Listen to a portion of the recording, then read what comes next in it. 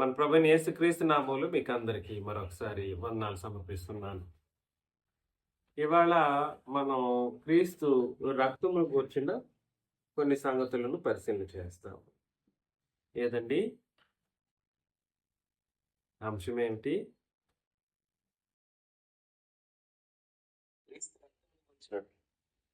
చాలా సార్లు పరిశీలన చేశాం. చాలా సార్లు దానికి సంబంధించిన విషయాలను గ్రహించగలిగాం. అయితే ప్రత్యేకించి ఇవాళ మనం మరికొన్ని విషయాలను ఆలోచన చేయబోతున్నాం. కాబట్టి క్రీస్తు రక్తము ఏం చేసింది? ఏం చేస్తుంది? ఏం చేస్తుందండి క్రీస్తు రక్తం? పాపాన్ని క్షమిస్తుంది. పాపిని పరిశుద్ధులుగా చేస్తుంది. కరెక్ట్. తర్వాత ప్రతి పాపం నుండి విమోచిస్తుంది. ప్రతి పాపం నుండి విమోచిస్తుంది. ముందు రక్షిస్తుంది. విమోచన అనేది మొదట జరిగేది. ఆ తర్వాత కడుగుతుంది లేదా పవిత్రపరుస్తుంది అనేది తర్వాత సంగతి. పరిశుద్ధపరుస్తుంది అనేది దైనందిన జీవితంలో మనం చేసే ప్రతి పాపమునకు తగినటువంటి మాటలు. తర్వాత అండి తండ్రితోనూ పరిశుద్ధాత్మతోనూ సహవాసంలోకి మనల్ని నిలుపగలుగుతుంది. అమూల్యమైనది వెలకట్టలేనిది. అమూల్యమైనది వెలకట్టలేనిది. కరెక్ట్. సో చాలా సంగతులు ఉన్నాయి. రక్తము చేసిన పని అంటే మనం ఒక సిరీస్ ఆఫ్ ది లెసన్ మరణం గురించి ఆలోచన చేసినప్పుడు కూడా క్రీస్తు మరణం గురించి ఏమైనా ఆలోచన చేశామంటే ఆయన మరణమును బట్టి ఆయన చిందించిన రక్తం ద్వారా 3 లోకాలు ఏకదాటికొచ్చాయి. పరలోకము, భూలోకము, భూమి క్రింద ఉన్నటువంటి లోకం ఇవన్నీ కూడా సరే సమాన స్థితిలోకి వచ్చాయి అన్నటువంటి విషయాన్ని ఆలోచన చేశాం. 3 లోకాల్లోని సృష్టి దేవదూతలు కానీ, సంఘం కానీ, అటు మరణించినటువంటి వాళ్ళకి సంబంధించిన విషయాలు కూడా చాలా వరకు మనం పరిశీలన చేశాం.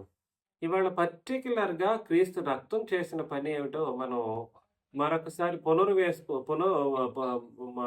మరొకసారి మనం ఆలోచన చేసుకుంటూ తెలుసుకోవాల్సినటువంటి సంగతులను పరిశీలన చేయాలి.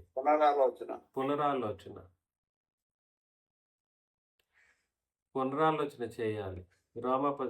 హెబ్రీయులకు రాసిన పత్రిక 9వ అధ్యాయం.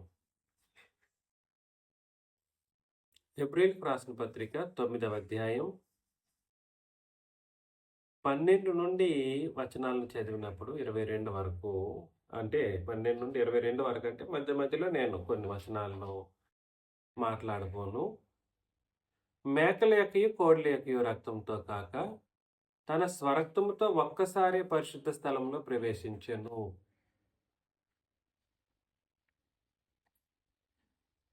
ఆ 12 నుండి అనే దానికంటే కూడా 9 నుండి చదువుతారా ఎవరైనా? ఆ గుడారము ప్రస్తుత కాలమునకు ఉపమానంగా ఉన్నది. ఈ ఉపమానార్థమును బట్టి మనస్సాక్షి విషయంలో ఆరాధకునికి సంపూర్ణ సిద్ధి కలుగజేయలేని అర్పణములు బలులను అర్పింపబడుచున్నవి. ఆరాధన చేసేటువంటి వాళ్ళకి జంతు రక్తం ఏం చేయదు, సంపూర్ణ సిద్ధి కలుగు చేయలేని అర్పణలవి. ఇవి దిద్దుబాటు జరుగు కాలం వచ్చే వరకు విధింపబడి అన్నపానములతోనూ నానా విధములైన ప్రక్షాళనములతోనూ సంబంధించిన శరీరాచారములు మాత్రమై ఉన్నవి. మాటలు కొన్ని అర్థం చేసుకోవాలి. పాత నిబంధన ఆరాధన ఎటువంటి ఆచారానికి సంబంధించింది? శరీరాచారాలకు ముడిపడిపోయింది. వాస్తవాన్ని దాన్ని కూడా దేవుడు ఆత్మానుసారంగానే చేయమన్నారు. ఇశ్రాయేలీలు దాన్ని జరిగించిందంతా దేని ప్రకారం చేశారు? శరీరాచారాలుగా మార్చివేసుకున్నారు. అయితే క్రీస్తు రాబోచున్న మేలుల విషయమై ప్రధాన యాజకుడిగా వచ్చి తానే నిత్యమైన విమోచన సంపాదించి హస్తకృతము కానిది అనగా ఈ సృష్టి సంబంధం కానిదియు మరీ ఘనమైనదియు పరిపూర్ణమైనది నైన గుడారము ద్వారా, అంటే తన శరీరం అనే గుడారం ద్వారా ఏం చేశారు? మేకలకి కోడలకి రక్తంతో కాక తన స్వరక్తముతో ఒక్కసారి పరిశుద్ధ స్థలములో ప్రవేశించెను అని అన్నాడనమాట. కాబట్టి మేకల యొక్కయు కోళ్ళ యొక్కయు రక్తంతో కాక తన స్వరక్తముతో ఒక్కసారి పరిశుద్ధ స్థలంలో ప్రవేశించెను. విజయలక్ష్మి గారు మ్యూట్లో పెట్టాలి. మేకల యొక్కయు కోళ్ళ యొక్కయు రక్తంతో కాక తన స్వరక్తముతో ఒక్కసారి పరిశుద్ధ స్థలంలో ప్రవేశించెను. కాబట్టి క్రీస్తు రక్తము ఏం చేస్తుంది అనంటే, ఏం చేసింది అనంటే పరిశుద్ధ స్థలానికి వెళ్ళే మార్గాన్ని చూపించింది. అలాగా క్రీస్తు యొక్క పరిశుద్ధమైన రక్తము ఒకేసారి అర్పించబడ్డ చేత పరిశుద్ధ స్థలంలో ప్రవేశించే మార్గం అన్నది, పరిశుద్ధ స్థలంలో ప్రవేశించే మార్గం ఏం చేసింది? సరళమైంది, సరళం చేసింది ఆ రక్తం. మనం అనేక సార్లు చదివాం 9వ అధ్యాయం 8వ వచనంలో, దీనిని బట్టి మొదటి గుడారం ఇంకా నిలిచిచుండగా అతి పరిశుద్ధ స్థలంలో ప్రవేశించే మార్గం బయలుపరచబడలేదని పరిశుద్ధాత్మ తెలియజేయుచున్నాడు. మొదటి గుడారం ఇంకా నిలిచుండగా అంటే ఆరాధనా విధానం గురించే మాట్లాడుతున్నాడు. ఆ మొదటి గుడారం అంటే మొదటి నిబంధన యొక్క ఆరాధన పద్ధతుల గురించి మాట్లాడడం మనం గమనించాలి. మొదటి వచనంలో కూడా సరే, ఇంతకు ముందు చెప్పాను కూడా, ఎంతమందికి గుర్తుందో లేదో మరొకసారి నేను తెలియజేస్తున్నాను. మొదటి నిబంధనకైతే సేవా నియమములు అని అన్నాడు. సేవ వేరు, ఆరాధన వేరు అనే వాళ్ళకి వాక్యం ఒక హెచ్చరిక చేస్తూ ఉంది. సేవా నియమములు అన్న మాటను వర్షిప్ ఆర్డినెన్సెస్ అని ఇంగ్లీష్లో రాయబడి ఉండడం మనం చదువుతాం. Worship ordinances.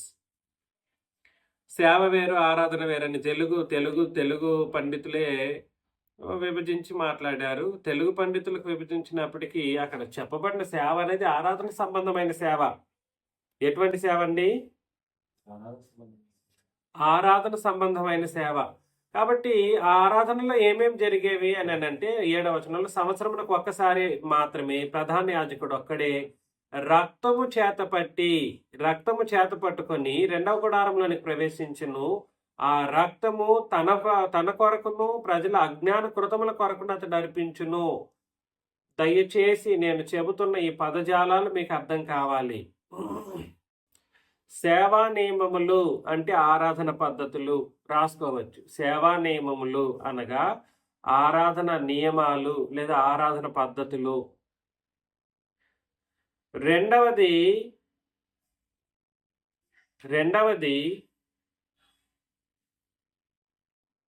మొదటిది 8వ వచనంలో, దీన్ని బట్టి ఆ మొదటి గుడారం ఇంకా నిలిచిచుండగా అంటే గుడారం అన్నమాట ఆరాధన చేసే స్థలం గురించి మాట్లాడడం జరిగింది. అనగా ఆరాధన పద్ధతుల గురించే మాట్లాడుతూ ఉండడం జరుగుతూ ఉంది. మొదటి గుడారము అని అంటే ఆరాధన జరిగించే చోటు. అది ఎప్పటి వరకు అని అంటే యేసుక్రీస్తు శిలువ వరకు. మొదటి గుడారం అంటే అప్పుడు వేసుకున్న గుడారము, ఆ డేరాలతో వేసిన గుడారాన్ని సూచించే కోణంలో రాయబడినప్పటికీ వాస్తవానికి అది నిలిచిచున్నంత కాలం అతి పరిశుద్ధ స్థలంలో ప్రవేశించే మార్గము బయలుపరచబడలేదు. అంటే ఆ పాత నిబంధన ఆరాధన జరుగుతున్నంత కాలం కూడా సరే, ఏ ఇశ్రాయేలీలు అతి పరిశుద్ధ స్థలం అనబడిన పరలోకంలోకి వాళ్ళు ఏం చేయలేదు? ప్రవేశించే మార్గం లేదు. వాళ్ళకి ఏం లేదు ప్రవేశించే మార్గం. ఎక్కడికి? అతి పరిశుద్ధ స్థలము అని చెప్పబడినటువంటి పరలోకానికి వెళ్ళే మార్గం కనబడలేదు. రక్తము ఎంత చేత పట్టుకొని పరిశుద్ధ స్థలంలోకి వెళ్ళి అతి పరిశుద్ధ స్థలంలోకి వెళ్ళి ప్రోక్షించిన పాప క్షమాపణ అనేవి జరుగుతున్నాయి, కానీ పాపములు అనేవి ఏం చేయబడలేదు? తీసివేయబడలేదు. అందుకని వీళ్ళు పాపము తీసివేయబడకుండా పరలోకం వెళ్ళే మార్గం ఉందా? వెళ్ళే మార్గం లేదు. కాబట్టి అప్పటి వరకు పరిశుద్ధ స్థలానికి వెళ్ళే మార్గం అనేది ఏం చేయబడలేదు? బయలుపరచబడలేదు. అయితే క్రీస్తు యొక్క రక్తం ఏం చేసిందంట? యేసుక్రీస్తు యొక్క రక్తం ఏం చేసింది? ఇవి దిద్దుబాటు కాలం ఆ మార్గాన్ని ఆ అప్పటి వరకు లేని ఒక మార్గాన్ని పరలోకానికి, అబ్బా అద్భుతమైనటువంటి ఒక సంగతి. అప్పటి వరకు పరలోకానికి వెళ్ళే మార్గాన్ని కనిపెట్టలేని నిబంధన అంశాలు ఉన్నప్పటికీ క్రీస్తు రక్తం ఏం చేసిందనంటే, ఇదిగో మీరు పరలోకం వెళ్ళాలంటే అది కాదు మార్గం, ఇది నేను చూపిస్తున్నాను చూడని చెప్పేసి ఆయన రక్తాన్ని చేతపట్టి వెళ్ళినప్పుడే ఆ మార్గం అనేది తెలిసిపోయిందన్నమాట, కనపరచబడింది. కాబట్టి నంబర్ 1, క్రీస్తు రక్తము ఏం చేసింది అనంటే, ఏం చేసింది? పరలోకానికి మార్గాన్ని సూచించింది, సరళం చేసింది.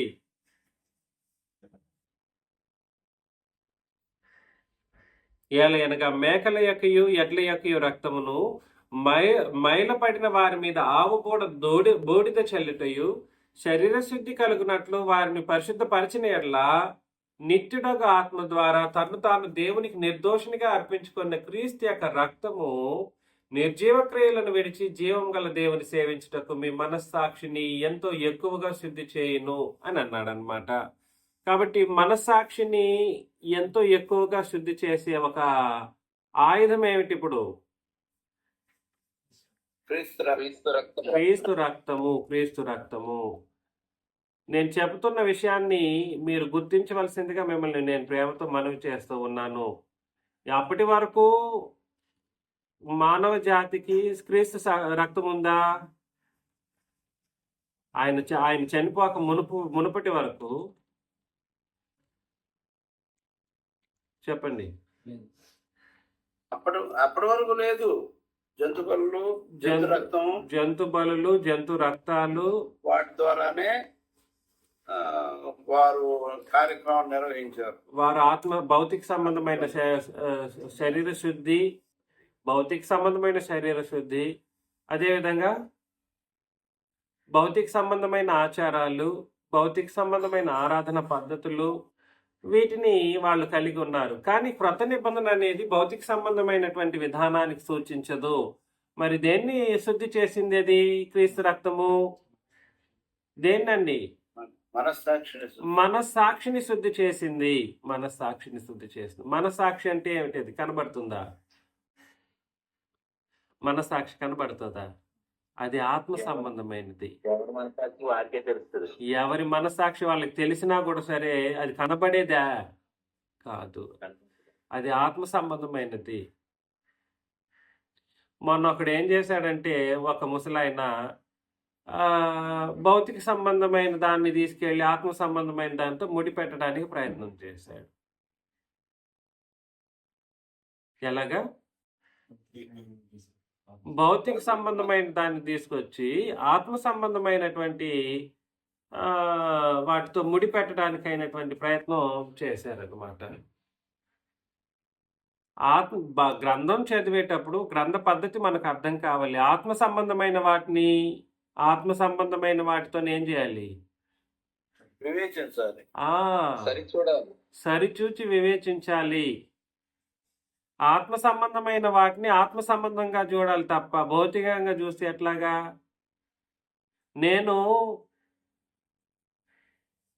క్రీస్తు యొక్క పరిశుద్ధమైన రక్తం గురించి మాట్లాడుతూ బోధ చేస్తూ ఉంటే, క్రీస్తు యొక్క రక్తం అంటాడు, రక్తాపరాధులు అనేసి అంటాడు అని నేను ఏదో చెప్పేశానని చెప్పేసి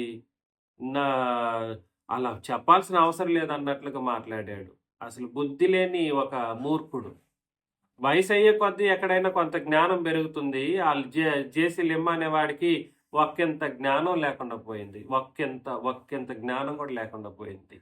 వయసు అయింది కానీ తెలివి లేని పరిస్థితుల్లో బాధ చేశాడు. నేనేం చెప్పడానికి ప్రయత్నం చేస్తున్నానంటే, క్రీస్తు యొక్క రక్తము, మేకల యొక్క రక్తాలు, 2 జంతు రక్తాలు ఉన్నాయి. ధర్మశాస్త్రంలో కార్యక్రమాలు ఏం చేశాయి? ఆత్మ సంబంధమైన వాటిని ఆత్మ సంబంధంగా చూడండి రా బాబుల్లారా అని వాక్యం చెబితే, ఇది 24 గంటలు భౌతికంగా ఆలోచన చేస్తే ఎట్లాగా? కాబట్టి జంతు బలులు ఏం చేశాయి?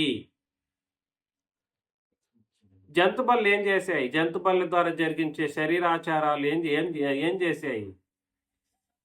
సంపూర్ణ సిద్ధి కలుగు చేయలేని ఒక పరిస్థితుల్లో ఒక మనిషిని నిలబెట్టింది. అదే విధంగా పరలోకానికి మార్గాన్ని సూచించిందా? సూచించలేదు. ఒకటి సంపూర్ణత లేదు, 2 దాని ద్వారా నీతి రాదు. తర్వాత విశ్వాసం రాదు. విశ్వాసం వస్తుంది, విశ్వాసం వస్తుంది. దానికి సంబంధమైన విషయం దాని సంబంధమైన విశ్వాసం, దాని సంబంధమైన విశ్వాసం. తర్వాత మీ మనస్సాక్షి శుద్ధీకరించదు. శరీర పరిశుద్ధత కలుగుతుంది, కానీ ఆత్మిక పరిశుద్ధత అనేది కుదరదు. కాబట్టి మిమ్మల్ని ప్రేమతో హెచ్చరిస్తున్న విషయం ఏమిటంటే, క్రీస్తు రక్తం అంటే ఏమిటో తెలుసుకోవాలి. ముఖ్యంగా ఆయన రక్తం చేసిన పని నీకు తెలియకుండా నువ్వు బోధకుడు ఎట్లా అవుతావు? బోధకుడే కాదు, విశ్వాసం అవ్వడానికి కూడా కాదు, అసలు క్రీస్తు యొక్క సువార్తను వినడానికి కూడా అయోగ్యుడు. కాబట్టి క్రీస్తు రక్తం ఏం చేస్తుందనంటే ఆత్మ సంబంధమైనటువంటి వాటిని పరిశుద్ధపరుస్తుంది. అది మనస్సాక్షి కావచ్చు, మనోనేత్రాలను తెరిచేటట్లుగా చేయగలిగే క్రొత్త నిబంధన చట్టం, అది క్రీస్తు రక్తం. 18లో 9వ అధ్యాయం 18, ఇందుచేత మొదటి నిబంధన కూడా రక్తము లేకుండా ప్రతిష్ఠింపబడలేదు. మొదటి నిబంధన కూడా రక్తము లేకుండా ఏం చేయబడలేదు? ప్రతిష్ఠించబడలేదు. అది ఏం శేషు గారు నిద్రపోతున్నారా? లేదండి, నేను చెప్దామనేటప్పటికి మళ్ళీ మాట్లాడేదని ఇందుచేత మొదటి నిబంధన కూడా రక్తము లేకుండా ప్రతిష్ఠింపబడలేదు. నిబంధన అనే మాటకొస్తే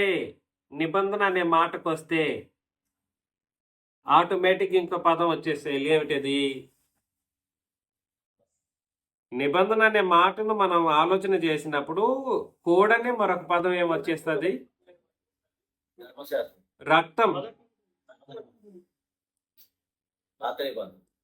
నిబంధన అనే మాట వచ్చినప్పుడు అది పాత నిబంధన కావచ్చు, క్రొత్త నిబంధన కావచ్చు, ఏదైనా కావచ్చు. కానీ నిబంధన అనే ఆలోచన వచ్చినప్పుడు ఆ నిబంధనను స్థిరపరిచినటువంటి ప్రతిష్ఠించినటువంటి మార్గం ఏమిటో, ప్రతిష్ఠించినది ఏమిటో తెలియజేసే పరిస్థితులు ఉన్నాయి. ఏమిటది? నిబంధన ప్రతిష్ఠపరిచేది ఏమిటి? రక్తం. అది పాత నిబంధన అయితే జంతు రక్తం, క్రొత్త నిబంధన అయితే క్రీస్తు రక్తం. అరే నీకు తెలియకపోతే మేము చెబుతున్నప్పుడైనా గ్రహించడానికి అంత ఇదేమి నీకు? నేనంట ఆ జంతు రక్తాన్ని తీసుకొచ్చి క్రీస్తు రక్తంతో ముడిపెట్టకూడదని అన్నానంట. క్రీస్తు యొక్క రక్తం అంటే అంత బలహీనపరిచే బోధలు చేస్తున్నానంట. క్రీస్తు రక్తం బలహీనమై పరిస్థితి. నేను చెప్పాను, వాక్యం చెప్పిందా? నేను ఎక్కడ చెప్పాను? రబ్బు అక్కడ బుద్ధి లేని ఆలోచన ఎందుకు వస్తుంది నీకు? నేను వాక్యంతో మాట్లాడాను. హెబ్రీ పత్రిక 10:29 ఏమన్నాడండి? చదవండి. హెబ్రీ పత్రిక 10:29.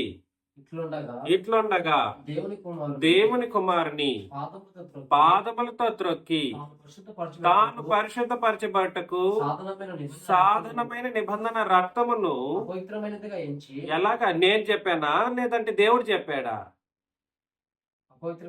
చెప్పాలి. నేను చెప్పానా, దేవుడు చెప్పాడా?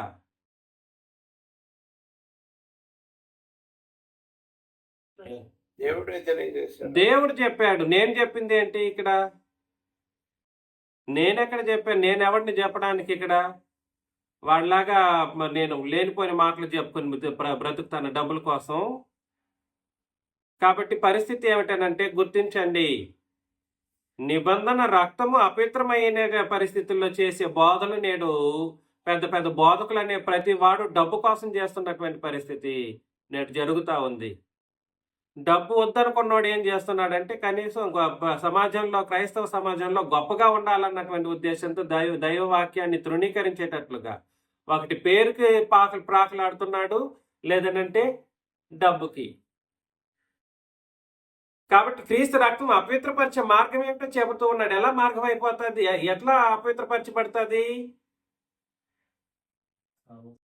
జంతు రక్తాన్ని తీసుకొచ్చి క్రీస్తు రక్తంతో ముడిపెట్టినప్పుడు అపవిత్రపరిచే ఒక పరిస్థితి.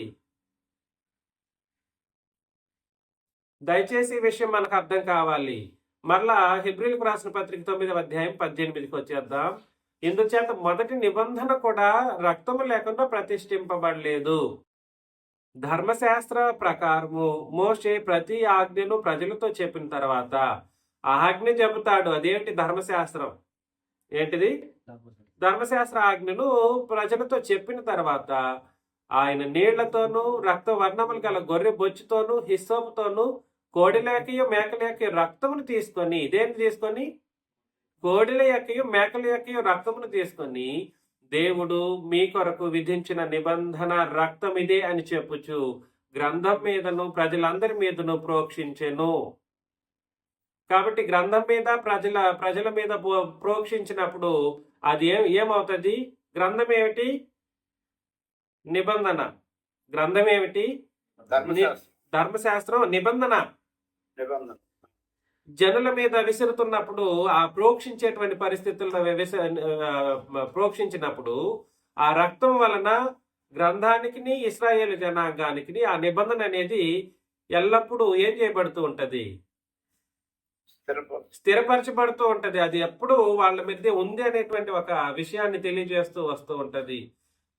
వాస్తవమైన విషయం ఏమిటనంటే ఈ రోజు ప్రతి ఆదివారాల్లో మనం విరిచే రొట్టె తినేటప్పుడైతేనేమి, ద్రాక్ష రసంలో పాలు పంపులు పొందేటప్పుడైతేనేమి, క్రీస్తు యొక్క మరణాన్ని మనం ఏం చేస్తున్నామండి? జ్ఞాపకం చేసుకో. మరణ ప్రచురణ చేస్తున్నాం. ప్రచురణ చేస్తున్నాం. నేను ఎన్నిసార్లు చెప్పలేదండి తిరిగి జ్ఞాపకం అనే మాట రాకూడదంటే అదే చెప్తాను. అపోస్తులు చేస్తాం. నిబంధన ప్రజలు మనం క్రీస్తు యొక్క శరీరానికి సాదృశ్యమైన రొట్టె, ఆయన రక్తానికి సాదృశ్యమైన ద్రాక్ష రసంలో పాలు పంపులు పొందుతూ ఉన్నప్పుడు మనం ఏం చేస్తున్నాం? ఆ నిబంధన క్రియను మనం చేస్తూ ఉన్నాం. మరణాన్ని మనం ఏం చేస్తున్నామంటే అందరి మధ్యలో మేము ప్రచురిస్తాం. ఒప్పుకుంటున్నాం. అది ఇండైరెక్ట్ ప్రచురణ, లేదా డైరెక్ట్ ప్రచురణ అని కూడా చెప్పొచ్చు. ప్రచురణ అంటే అలా చేయాలి. రొట్టెలో పాలు పంపులు పొందడం ద్వారాను, పాత్రలో పాలు పంపులు పొందడం ద్వారాను. పాత నిబంధన ఆరాధన పద్ధతిలో కూడా సరే దీన్ని బట్టి ఇలా జరగాలన్నటువంటి ఉద్దేశంతో అది కూడా సెట్ చేయబడటం జరిగింది. మోషే ఏం చేసేవాడు? ఈ రక్తాన్ని తీసుకెళ్లేవాడు. గొర్రె బొచ్చును హిస్సోపుతోను గ్రంథం మీద ముందు చెల్లేసిన తర్వాత ప్రజల మీద దాన్ని ప్రోక్షించినప్పుడు ఏం జరుగుతుందనంటే నిబంధన, రక్తము, తర్వాత ప్రజలు. నిబంధన, రక్తము, ప్రజలు. అందుకని నెక్స్ట్ అది ఏ నిబంధన రక్తం? అది ఏం రక్తం? అది 20వ వచనంలో దేవుడు మీ కొరకు విధించిన నిబంధన రక్తం ఇదే. కాబట్టి రక్తాన్ని, నిబంధనను వేరుపరచడానికి ఉందా? రక్తాన్ని, నిబంధనను వేరుపరచడానికి వీల్లేదు. నిబంధన రక్తం లేకపోతే ప్రజలకు ఎక్కడి నుండి పాప పరిహారం దొరుకుతుంది? అర్థమవుతుందా? నిబంధన దేవుడిచ్చాడు వాస్తవం, కానీ నిబంధనను ప్రాణంతో నిలబెట్టగలిగింది ఏమిటనంటే రక్తం. మరలా చెప్తున్నా, నిబంధన ఇచ్చేశాడు దేవుడు ఇచ్చాడు. ఇచ్చినంత మాత్రాన్ని ఏమి లాభం? అది ప్రతిష్ఠ చేయబడవలసినటువంటి పరిస్థితుల్లోనూ అదేం చేయబడాలి? అది పనికి వచ్చేటట్లుగా చెల్లుబాటులోకి రావాలంటే దాని మీద ఏం చల్లాలి? రక్తం చల్లాలి. రక్తం లేకుండా నిబంధన లేదు. రక్తం లేకుండా నిబంధన అనేది లేదు. కాబట్టి అందుకని నిబంధన రక్తం అనే పదం ఎప్పుడైనా కళ్ళు తెరిచి చూస్తే అప్పుడు తెలిసి వస్తుంది. ఆ జేసిలిమ్మ అనే వాడికి అసలు ఏమీ తెలియదు అనేది ఇక్కడ నుంచి మనకు అర్థమవుతా ఉంది. తెలియవలసినటువంటి సంగతులు తెలుసుకోకుండా మాట్లాడి ఆ రోజు పిరికివాడిలాగా నేను ప్రీచ్ చేయడానికి ప్రారంభించడానికి ముందే డిబేట్కి నా సెషన్ రావడానికి ముందే పారిపోయాడు. అట్లాంటి పిరికివాడు నరకంలో పడిపోవడానికి సిద్ధంగా ఉన్నాడు. కాబట్టి మీకు నేను హెచ్చరించే విషయం ఏమిటనంటే నిబంధన ఏ రూపంలో ఉంది? ఇప్పుడు రక్తం ఏ రూపంలో ఉంది? ఇప్పుడు రక్తం ఏ రూపంలో ఉంది? క్రీస్తు రక్తము క్రొత్త నిబంధన రూపంలో మన మధ్యలో ఉంది. రక్తం ఎలా ఉంది? క్రొత్త నిబంధన రూపంలో మన మధ్యలో ఉంది. రక్తం చేత కడుగుపడ్డం అంటే కడుగుతాడా? ఎర్రగా ఆ ఎర్రటి రక్తాన్ని పోసి కడుగుతాడా యేసు ప్రభు దిగొచ్చి? ఈ ఆత్మ సంబంధమైన విషయాలు రా నాయన, ఇది ఆత్మ సంబంధమైనటువంటి ఆలోచన చేస్తేనే ఇది అర్థమవుతాదిరా అని వాక్యం చెబితే, ఆ ముసలోడు కాకుండా వాడితో పాటు వచ్చిన పనికిరాని ఆ 10 మంది దుండగులు, దొంగ బోధకులు, ఎవడు ఏదైనా రూపాయి ఇస్తే బ్రతికిపోదామనే ఆలోచనలో ఉన్న వాళ్ళందరూ కూడా అదే పరిస్థితుల్లోనే ఉన్నారండి. ఆ సద్గుణరావు అనే అతను కొంచెం అంగీకరించారు. ఆయన విషయంలో నేనేమనను, అంగీకరించారు కాబట్టి. ఇక అంగీకరించినంత మాత్రాన ఆయన మారితే ఆయనకి మంచిది, మారకపోతే it is for him to decide. కానీ అంగీకారమైనటువంటి మాటను అందరి ముందు ఒప్పుకున్నారు. ఆయన విషయంలో నేను సంతోషిస్తున్నాను. కానీ మీకు నేను హెచ్చరించే విషయం ఏమిటనంటే, మనం ఎంత స్థిరముగా మన యొక్క బోధనలు బట్టి మనం ఉంటున్నాం అన్నది మీరు అర్థం చేసుకోవాలి. ఎంత స్థిరం, ఎంత వాస్తవం అనేది మనకు అర్థమైపోవాలన్నమాట. 21లో అదే విధముగా గుడారం మీదను సేవా పాత్రలన్నిటి మీదను ఆ రక్తం ఏం చేస్తాడు? ప్రోక్షించెను.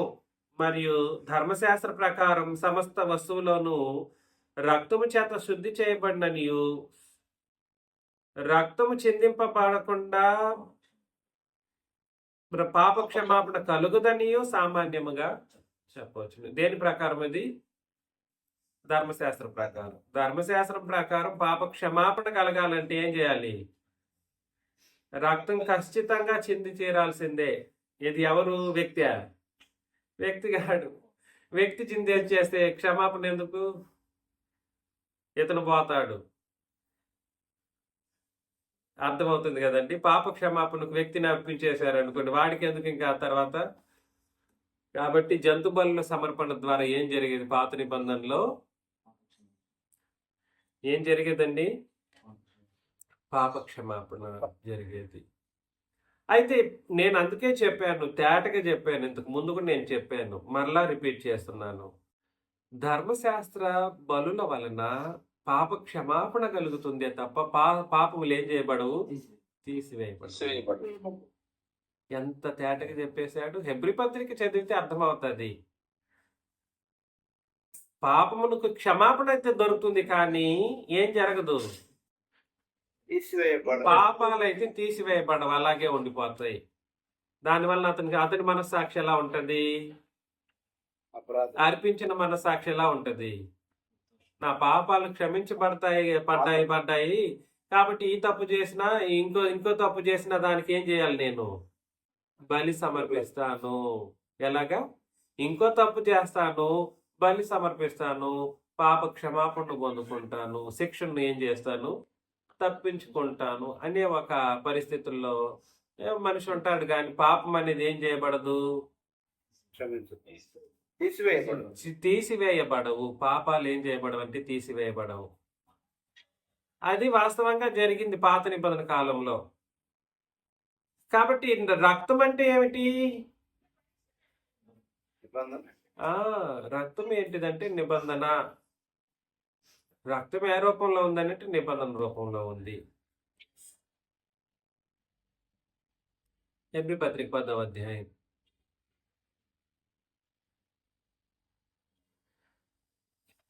4వ వచనం ఒకసారి చదివిన తర్వాత, ఎడ్ల యొక్కయు మేకల యొక్క రక్తము పాపములను తీసివేయుట అసాధ్యం. కాబట్టి రక్తం ఎట్లా? రక్తం చిందించారు వీళ్ళే. మనిషిని పండబెట్టి రక్తంతో ముంచి తీశారు పాత నిబంధనలో. చెప్పండి, నాకు ఎవరైనా సమాధానం చెప్పాలి ఆన్లైన్లో ఉండేవాళ్ళు. రక్తం చిందించారు, జంతువు రక్తాన్ని చిందించేసి ఒక తొట్టిలో పోసి మనిషిని అందులో పడేసి ముంచి తీసారా? రక్త ప్రోక్షణ జరిగింది. అయినా ఏం జరగలేదు? పాపమును అది ఏం చేయలేదు? తీసివేయలేదు.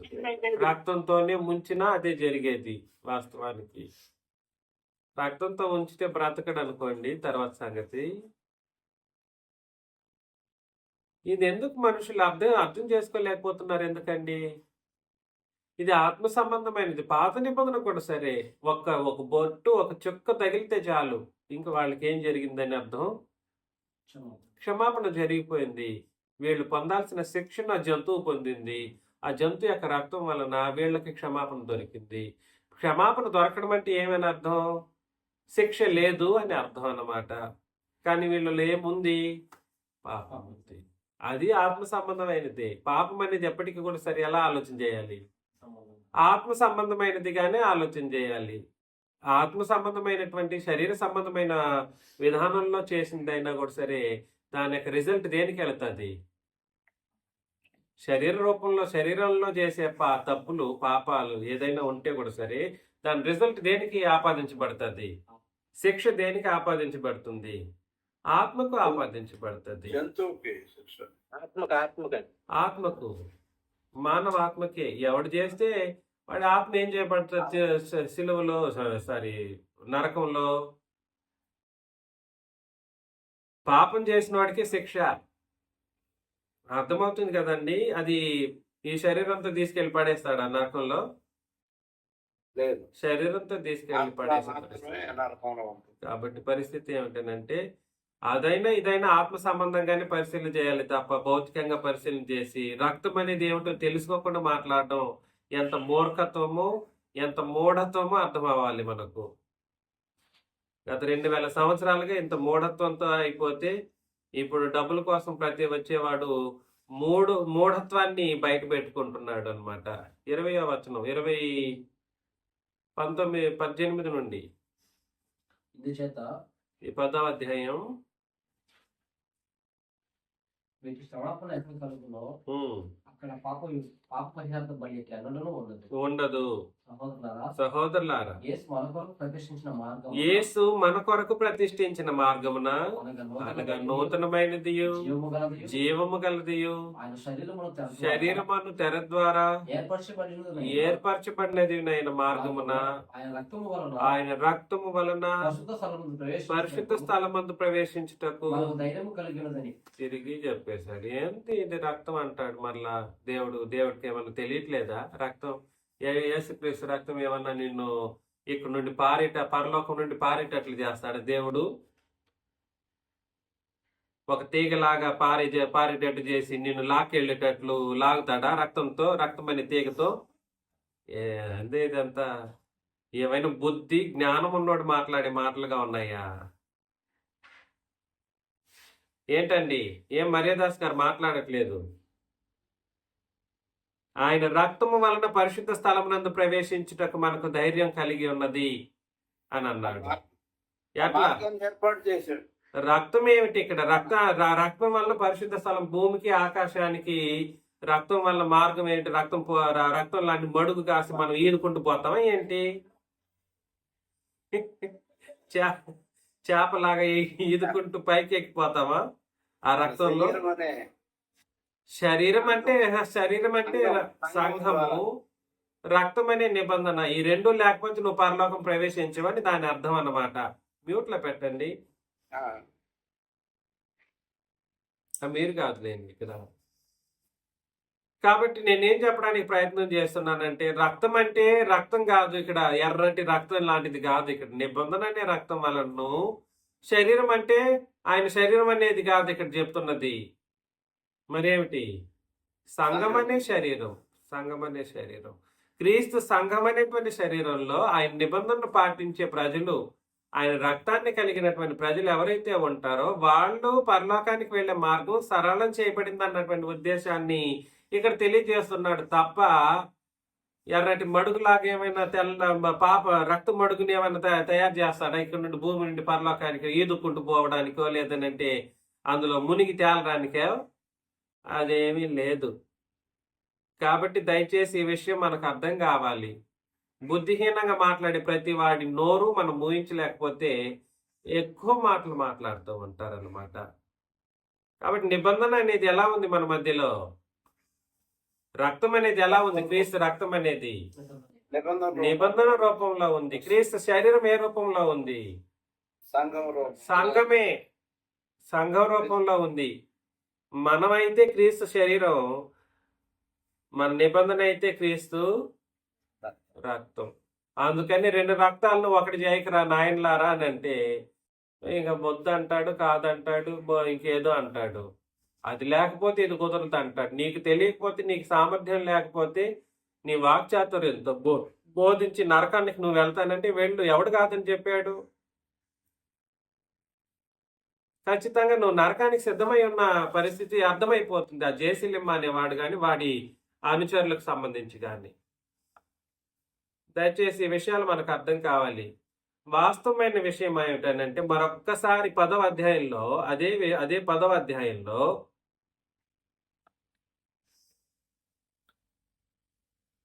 10వ అధ్యాయంలో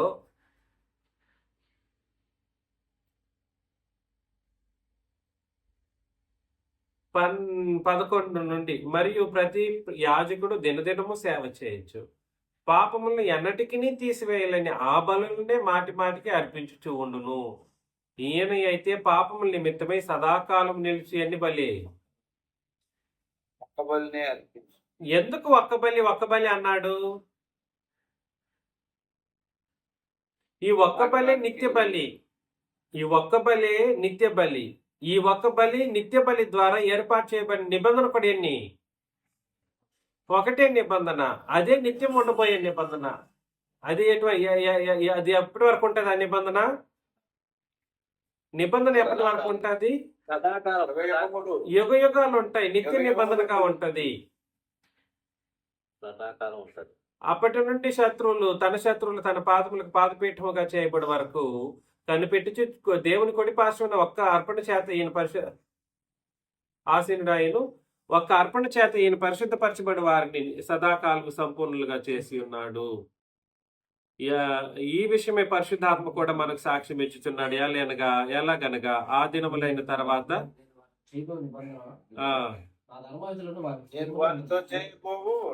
నిబంధన ఇదే నా ధర్మవిధులను వారి హృదయం ఉంచి వారి మనస్సు మీద వాటిని వ్రాయుదును. చూసారా? ఈ నిబంధన ఇదే అని రక్తం చిందించినప్పుడు చెప్పబడినటువంటి మాట. అది యేసుక్రీస్తు ఏనాడైతే ఒక్కసారి అర్పించబడ్డారో ఆయన రక్తం చేత చెప్పినటువంటి మాట ఏమిటంటే, నాయన నిబంధన చిందించినప్పుడు ఇదే నా నిబంధన అని తండ్రిని దేవుడు చెప్పడం కానీ, ఇక మీదట నువ్వు నా కుడి పార్శ్వన వచ్చి కూర్చో, నీ పాదములకు నా పాదపీఠంగా నీ శత్రువులు నేను తీసుకొచ్చి పెడతానని తండ్రిని దేవుడు చెప్పిన మాట. అదే విధానంలో 9వ వచనంలో అక్కడ ఏమన్నాడంటే, అదే పద్ధతి, అదే విషయాన్ని 9వ వచనంలో ఆయన నీ చిత్తము నెరవేర్చుటకు ఇదిగో నేను వచ్చి ఉన్నాను అని చెప్పుచున్నాడు. ఇవన్నీ ధర్మశాస్త్రం చొప్పున అర్పింపబడుచున్నవి. ఆ 2వ దాన్ని స్థిరపరచుటకు మొదటి దాన్ని ఏం చేసేసాడు?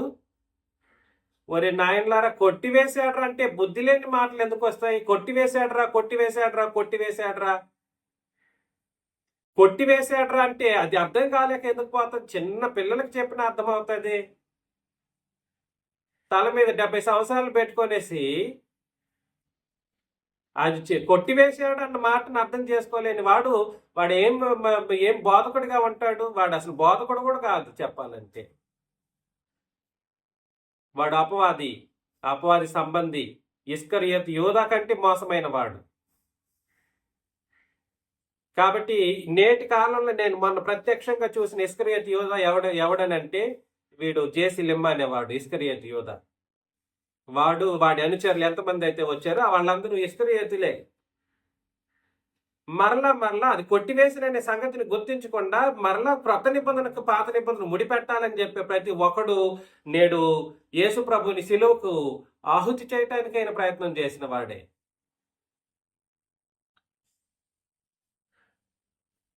సిలువకి ఆహుతి చేయకూడదు. ఒకసారి నిబంధన ఇచ్చేసిన తర్వాత ఒక్కసారి అనే మాట మనకు ఎందుకు అర్థం కాలేకపోతుంది? ఒక్కసారి, ఆ తర్వాత మొదటిదేమో కొట్టివేయబడింది. తర్వాత ఏమైంది? తర్వాతది రెండవది ఏం చేయబడింది?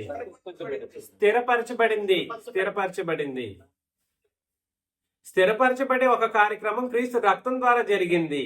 ఆయన రక్తం ద్వారా జరిగింది. కాబట్టి నిబంధనను రక్తాన్ని ఎలా వేరు చేయలేమో సంఘమైన శరీరాన్ని కూడా మనం ఏం చేయలేము, వేరు చేయలేం. నిబంధన రక్తము, క్రీస్తు శరీరం. దయచేసి ఈ విషయాలు మనకు అర్థం కాకపోతే మాత్రం రక్తాపరాధులుగా మిగిలిపోతారు. రక్తాపరాధి ఎవడనంటే ఇస్కరియోతు యూదా. రక్తాపరాధి ఎవరు? ఇస్కరియోతు యూదా. ఇప్పుడు ఎవడైనా కూడా సరే క్రీస్తు రక్తాన్ని అపవిత్రపరిచేటట్లుగా ఎవడైనా బోధ చేసినప్పుడు వాడు రక్తాపరాధిగా ఎంచబడతాడు. ప్రత్యక్షంగా ఒక అపవాది కుమారుడిని నేను ఆ రోజు చూశాను, 16వ తేదీ సిగడం ప్రసాద్ గారి దగ్గర. హెబ్రీలకు రాసిన పత్రిక 13వ అధ్యాయం 20-21.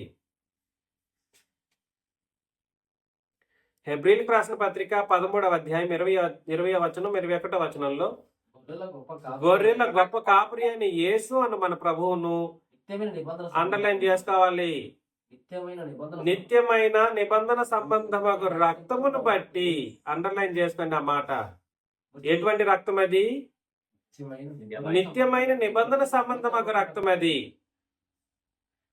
నిత్యమైన నిబంధన సంబంధమగు రక్తం అంటే అర్థం ఏమిటి అని అంటే ఇది కొట్టివేయబడిన నిబంధన లాంటిది కాదు.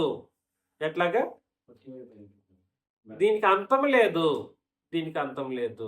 నువ్వేదో ఊహించుకున్నట్లుగా దీనికి ఏదో కలపాల్సిన అవసరం లేదు. ఊహించుకున్నట్లుగా ఏం చేయాల్సిన అవసరం లేదు, కలపాల్సిన అవసరం లేదు. ఒకవేళ అది నిత్యమైనది కాకపోతే కలిపి మాట్లాడాల్సినటువంటి పరిస్థితి ఉండేదేమో. అయినా దేవుని ఆజ్ఞను దేవుడు ఎట్లా చెబితే అలాగే పాటించాలి ఎవడైనా కూడా సరే. క్రొత్త నిబంధన యేసు అని మన ప్రభువును నిత్యమైన నిబంధన సంబంధం రక్తమును బట్టి మృతుల్లో నుండి లేకపోయిన సమాధానకర్త దేవుడు యేసుక్రీస్తు ద్వారా తన దృష్టికి అనుకూలమైన దాన్ని మనల్ని జరిగించు ప్రతి మంచి విషయంలోనూ తన చిత్త ప్రకారం చేయుటకు మిమ్మల్ని సిద్ధపరచును గాక. ప్రతి మంచి విషయంలోనూ తన చిత్త ప్రకారం చేయుటకు మిమ్మల్ని సిద్ధపరచును. యేసుక్రీస్తుకు యుగ యుగములు మహిమ కలుగును గాక. ఆమేన్ అని అన్నాడు. వాస్తవానికి ఆయన నిబంధన సంబంధమైన రక్తాన్ని బట్టి ఆ యేసుక్రీస్తు కూడా యుగ యుగాలు ఏం చెల్లించాలి? మహిమ చెల్లించాలి. చెప్పడే నోరు ఒకడు కూడా చెప్పడే. తండ్రికి తండ్రి, క్రీస్తు ద్వారా తండ్రికి, క్రీస్తు ద్వారా తండ్రి కాదని ఎవడు చెప్పాడు? ఎప్పటి నుండో చెప్తున్నా నేను, ఈ రోజు కాదు చెప్తున్నది. తండ్రికి చేయాలి క్రీస్తు ద్వారా వాస్తవం. క్రీస్తుకి ఆయన చిందించిన రక్తం అర్థమైతే ఆయన చెల్లించాల్సిన కార్యక్రమాల విషయంలో కూడా ఒక విఘ్నత అనేది వస్తుంది.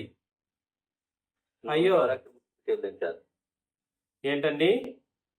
సంఘం ద్వారా క్రీస్తుకి తండ్రి అయిన దేవునికి చెల్లించాలి. కరెక్ట్. సంఘం ద్వారా క్రీస్తుకి తండ్రి అయిన దేవునికి ఇరువురికి చెల్లించాలి. ఒకరిని పట్టుకుని ఒకలాడితే ఎట్లాగా? అర్థమవుతుందా నేను చెబుతున్న సంగతి? కాబట్టి నిత్యమైన నిబంధన సంబంధమగు రక్తము అని అంటే ఇది కొట్టివేయబడ్డానికి వీలు లేనిది అని అర్థం. రెండవది సదాకాలం నిలిచే శాశ్వతమైనది అని అంటే ఇక దాంట్లో ఎటువంటి మార్పులు చేర్పులు చేయటానికి వీలు లేనిది. It is not unfulfilled covenant. It is a completely fulfilled covenant. సంపూర్ణమైనటువంటి ఒక నిబంధన. ఇది శాశ్వతమైనటువంటి నిబంధన. అది నిబంధన సంబంధమగు రక్తం అనేటువంటి మాట కూడా సరే ఏం చేయబడింది? రక్తం. నిబంధన సంబంధమగు రక్తం అని అంటే రక్తం ఇప్పుడు ఎలా ఉంది మనకు? చెప్పండి. నిబంధన రూపంలో ఉంది. దయచేసి గుర్తించండి. కొరింథీయులకు రాసిన మొదటి పత్రిక 11:25.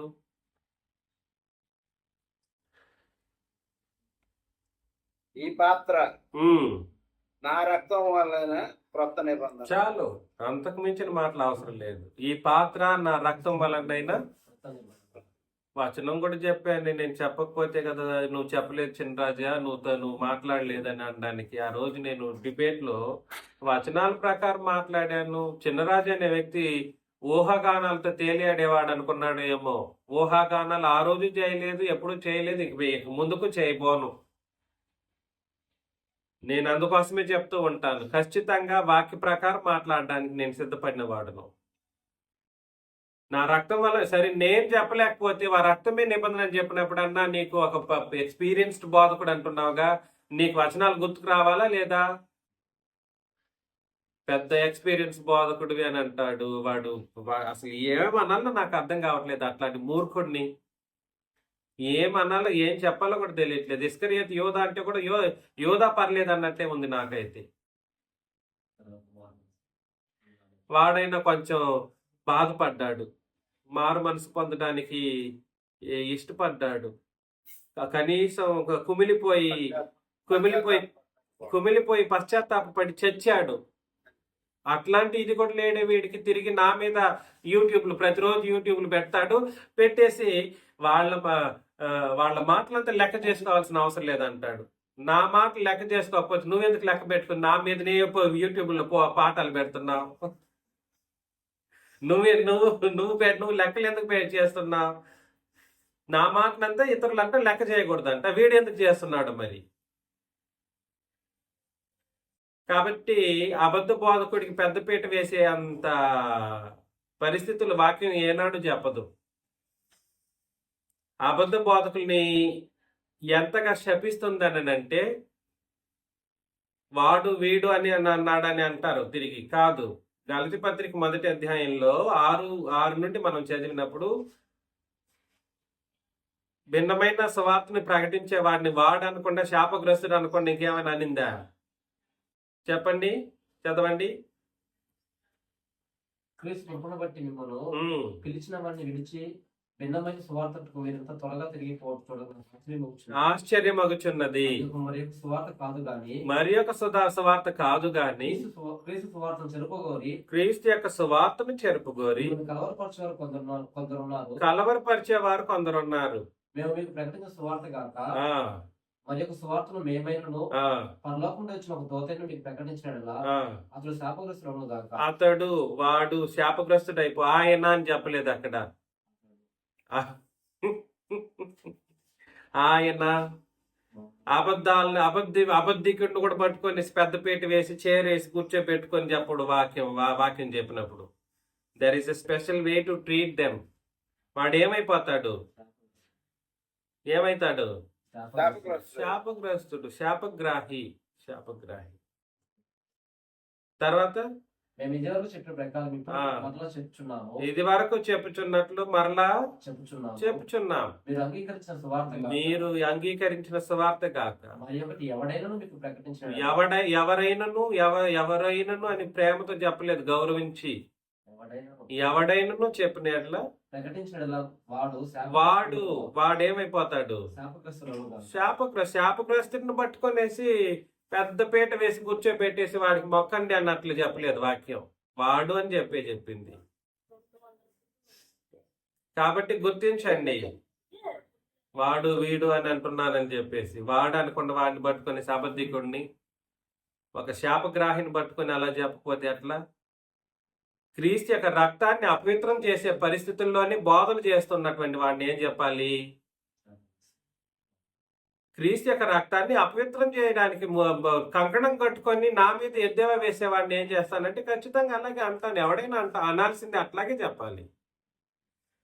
శాపగ్రాహి. ఎలా శాపగ్రాహి చెప్పండి? హెబ్రీ పత్రిక 10:29 మరొకసారి. ప్రకటిస్తే అది ఎలా శాపగ్రాహి? 10:29, 30, 31. ఇట్లుండగా దేవుని కుమారుని పాదములతో త్రొక్కి అంటే అప్పుడు దేవుని కుమారుడు బలహీనుడు అని దాని అర్థం. వీడు ఎవడైతే అలా ఉన్నాడో వాటిని బట్టి మాట్లాడుతున్న పరిస్థితి అది. దేవుని కుమారుడు యొక్క బలహీనత గురించి కాదు అక్కడ మాట్లాడుతున్నది. నేనంట క్రీస్తు యొక్క రక్తాన్ని బలహీనపరుస్తున్నాడంట. ఆయన రక్తం అంట బలహీనపరిచిపడిపోయే అపవిత్రమైపోయి అంత బలహీనమైనదిగా చేస్తున్నాడు చిన్నరాజు బోధ అంటాడు. వాడికి ఏమైనా తెలివి ఉందా? ఇది ఎవరిని బట్టి మాట్లాడుతున్నది? క్రీస్తుని బట్టి మాట్లాడుతున్నది. ఎవడు చేస్తున్నాడో వాడిని బట్టి మాట్లాడుతున్న మాట అది. ఇట్లుండగా దేవుని కుమారుని పాదములతో త్రొక్కి అంటే యేసుక్రీస్తు బలహీనుడు అనేది దాని అర్థం. చెప్పాలి. దేవుని కుమారుని పాదములతో త్రొక్కి తాను పరిశుద్ధపరచబట్టుకు సాధనమైన నిబంధన రక్తమును అపవిత్రమైనదిగా ఎంచి కృపకు మూలముగా ఆత్మను తిరస్కరించిన వాడు కృపకే మూలముగా ఆత్మను తిరస్కరించిన వాడు ఎంత ఎక్కువ ఎంత ఎక్కువైన దండనకు పాత్రుడిగా ఎంచబడినని మీకు తోచును. కాబట్టి దండనకు పాత్రుడే ఎవడు? శాపగ్రాహి. సువార్తను తెలియజేసేటువంటి పరిస్థితుల్లో పాప క్షమాపణ అన్నది క్రీస్తు రక్తాన్ని బట్టి కలగవలసింది. అది సంపూర్ణమైనటువంటి శుద్ధిని కలుగజేసేటువంటిది. అందుకని ఆ రక్తాన్ని ఈ రక్తాన్ని తీసుకొచ్చి కలిపేసి నీకు పాప క్షమాపణ కలుగుతుందని చెప్పేటువంటి సువార్త ఏదైతే ఉందో అది భిన్నమైన సువార్త. ఆ రక్తాన్ని ఈ రక్తాన్ని కలిపి నీకు పాప క్షమాపణ కలుగుతుంది అని చెప్పేటువంటి సువార్త ఏదైతే ఉందో అది భిన్నమైన సువార్త. అప్పుడు ఏం జరుగుతుంది?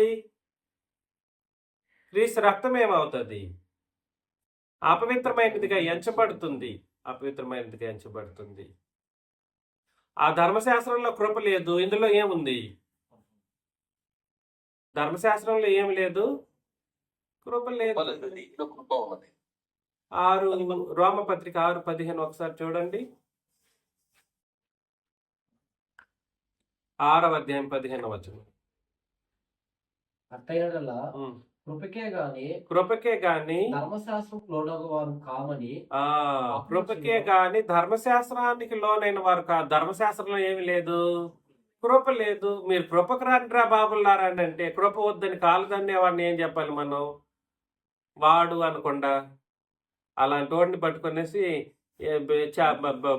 గౌరవించి గారు గీరు అని చెప్పాలా ఏంటి? కాబట్టి పరిస్థితి ఏమిటనంటే ఆలోచన చేయండి. కృపకు మూలముగా ఆత్మను తిరస్కరించిన వాడు ఏమైపోతాడు? ఎంత ఎక్కువైన దండన కూడా కాదు, ఎంత ఎక్కువైన దండనకు పాత్రుడిగా ఎంచబడినట్టు మీకు తోచును. తర్వాత పగ తీర్చుట నా పని, నేనే ప్రతిఫలం ఎత్తుననియు. ప్రభు తన ప్రజలకు తీర్పు తీర్చుననియు చెప్పిన వారిని ఎరుగుదుము కదా. జీవము గల దేవుని చేతిలో పడుట. అందుకని శాపగ్రాహి క్రీస్తు రక్తాన్ని అపవిత్రమైనదిగా చేసిన వాడు ఏమైపోతాడు? శాపగ్రాహిగా మిగిలిపోతాడు. వాడు ఎక్కువైన దండనకు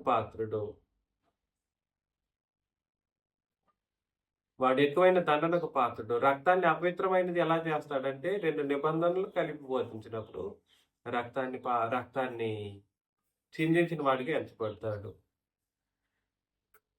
ఎంత ఎక్కువైన దండనకు పాత్రుడు. తర్వాత దేవుని పగకు ఆహుతైపోతాడు. తర్వాత భయంకరమైన జీవము గల దేవుని చేతిలో భయంకరంగా పడిపోతాడు అన్నమాట. ఇప్పుడు బాగానే ఉంటాడు, టిప్ టాప్గా మంచి ఏసీ రూముల్లో కూర్చొని ఎదురుగా మాట్లాడరా అంటే ఎదురుగా మాట్లాడు. మూలకెళ్ళేసి ఏదో 4 గోడల మధ్యలో కూర్చొని మూలోపదేశాలు చేస్తా ఉంటాడు. డిబేట్లో కూర్చున్నాను, డిబేట్లోనే నువ్వు మాట్లాడి ఉండొచ్చుగా, డిబేట్లో నన్ను ఎదుర్కొని ఉండొచ్చుగా. అంత ధైర్యం లేనివాడివి నీకెందుకు బోధ? అంత భయపడేవాడివి నీకెందుకు బైబిలు? డబ్బులు అవసరం, డబ్బులు ఖచ్చితంగా అవసరం. డబ్బుల కోసం బైబిల్ పట్టినోడు కదా. వాళ్ళ నాన్న దగ్గర నుండి డబ్బులకు మరిగినోడు కాబట్టి ఇంకా అట్లా కాకుండా ఇంకెట్లా చేస్తాడు? అలాంటోడు. దానికి తగినట్టుగా ఇంకొకడు వెయిన్ డేవిస్ అనేవాడు, ఒక అమెరికన్, ఇమ్మీడియట్గా రిప్లై అన్నమాట. అదేంటి యోహాను సువార్తల వచనాలు, మత్తయి సువార్తల వచనాలు చెప్పేసి ఇదన్నీ రాజ్య సంగతులే కదా, ఇదన్నీ క్రొత్త నిబంధన కదా అంటాడు వాడొక పిచ్చివాడు. ఏంది ఇదంతా? ఎక్కడికి పోతుంది బోధ? నిబంధన ఎక్కడుంటే అనేది తెలియదా నీకు? ఎక్కడి నుండి నిబంధన? ఏం చదువుతున్నారు వీళ్ళందరూ? బైబిల్ ఎలాంటి బోధకుల్ని తయారు చేస్తున్నారు? నేను ఇప్పుడు ఒక మాట చెప్తున్నాను చూడండి. బోధకుడు సరైన బోధ చేయగలిగితే సమాజంలో మంచి బోధకులు తయారవుతారు. బోధకుడు కానీ అపవాది బోధలు చేశాడు, తప్పుడు బోధలు చేశాడు అనుకోండి, కొన్ని తరాల వరకు వెళ్ళిపోతాయి. కొన్ని తరాల వరకు ఆ అబద్ధ బోధ అనేది స్ప్రెడ్ అవుతూ వస్తూ ఉంటుంది అన్నమాట. అది ఒకరితో ఆగదు, ఒకరితో ఆగదు ఆ అబద్ధ బోధలు అనేవి. అది క్రొత్త నిబంధన బోధకు పునాది ఇప్పుడు మనం ఆల్రెడీ వేయబడిన పునాది మీదనే మనం కట్టి క్రొత్త నిబంధన సంగతులు మనం బోధించుతూ వెళ్ళామనుకోండి, ఇది మన ద్వారా ప్రారంభమైంది, తిరిగి పునఃస్థితి స్థాపన చేయబడింది. ఇంకా అనేక తరాలకు ఇది వెళ్ళిపోతుంది. మీ పిల్లలు, మన పిల్లల పిల్లలు వీళ్ళందరూ తయారవుతారు. కాబట్టి బోధ కొన్ని తరాలను మార్చగలిగే అంత శక్తివంతమైనది. బోధ కొన్ని తరాలు పరలోకానికి వెళ్ళగలిగే మార్గాన్ని సూచించగలిగింది. అది అబద్ధ బోధ అంత్య పరిస్థితి, నువ్వు నరకానికి వెళ్ళేటట్లుగా చేస్తుంది. కాకపోతే అనేక తరాలను తయారు చేసేస్తుంది అన్నమాట. ఇప్పుడు ప్రపంచం మొత్తం అలా తయారైంది, ప్రపంచం మొత్తం అలా తయారైంది నరకానికి. అందుకని ఇప్పుడే నేను మరలా మాట్లాడుతున్నాను, మీ అందరికీ కూడా చెప్తూ ఉన్నాను, మీరు మీ పిల్లలు పరలోకానికి వెళ్ళాలన్నటువంటి ఉద్దేశం నిజంగా కలిగి ఉంటే నిబంధన ప్రకారం నిత్యమైన నిబంధన, కొట్టివేయబడిన నిబంధన కాదు, నిత్యమైన నిబంధన సంబంధం రక్తమును బట్టి ఏం చేయాలి? పరిశుద్ధపరచబడాలి. 1, 2 చేర్చబడాలి. 3 ఆ నిబంధన బట్టి భూమి మీద బ్రతికి పరలోకానికి వెళ్ళాలి. ఆ నిబంధనలోనే పరలోకి వెళ్ళే మార్గం బయలుపరచబడలేదన్నాడు. ఇందులో క్రీస్తు రక్తమును బట్టి మార్గం సరళమైపోయింది. వ్యత్యాసం తెలియట్లేదు. అది డిక్లైన్ అయితే ఇది నిన్ను పైకి తీసుకెళ్తా ఉంది. కాబట్టి పరలోకానికి వెళ్ళే ఏకైక మార్గం నిత్యమైన నిబంధన సంబంధమగు రక్తం మాత్రమే. అదేమిటి? క్రొత్త నిబంధన. మీకు అందరికీ క్రీస్తు యేసు నామములో వందనాలు.